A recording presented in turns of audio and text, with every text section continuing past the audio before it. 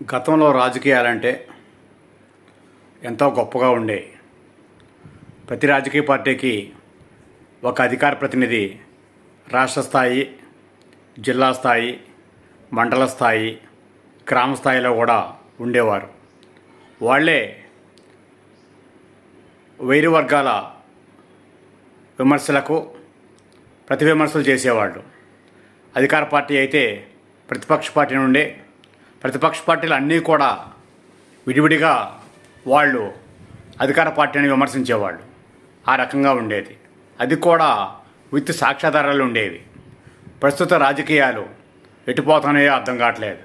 ఎందుకనంటే ఒకళ్ళు 1,00,000 కోట్లు అంటే ఇంకొకళ్ళు పేరు కోసం 1000 కోట్లు అంటారు, ఇంకొకళ్ళు 1,00,00,000 కోట్లు అంటారు, ఇంకొకళ్ళు 100 కోట్లు అంటారు.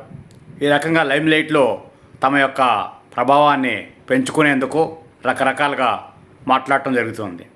ఇంకొక పక్క కుటుంబీకులనే తెర మీదకి తీసుకొచ్చేందుకు లాబింగులు చేయటం, వారిని తెరపైకి తీసుకురావటం, వాళ్ళతో మాట్లాడటం జరుగుతోంది. ఇదంతా రాజకీయంగా ఒకరు ఎదగటానికి, ఒకరు హతపాతాళానికి తొక్కవేయబెట్టడానికి తప్ప అంతకు మించి ఇంకోటి లేదని తెలుస్తోంది. వాస్తవాలు తెలుసుకోవాలంటే సాక్ష్యాధారాలు ఉండాలి. ఏ సాక్ష్యమూ ఉండదు, బురద మాత్రం చల్తారు. ఇది అనాదిగా ఇటీవల జరుగుతుందనే చెప్పాలి.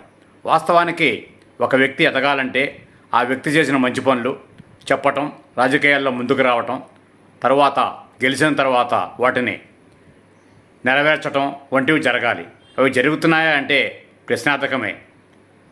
ఎందుకనంటే ఆ రకంగా నడిచిపోతుంది. ప్రజలు కూడా ఈ నెలలో జరిగింది వచ్చే నెలలో మర్చిపోతున్నారు, వచ్చే నెలని పై వచ్చే నెలలో మర్చిపోతున్నారు. అంతే తప్ప ఎన్నికల సమయానికి వాళ్ళిచ్చే తాయిలాలకి, వాళ్ళిచ్చే హామీలకు మరలా వారి యథావిధిగా తమ వజ్రాయుధం అనే ఓటుని వజ్రాయుధంతో పని లేకుండానే వారికి ఇష్టమైన వారికి లాబింగ్లకు అలవాటు పడి వేస్తూనే ఉన్నారు. ఇది జరుగుతుంది.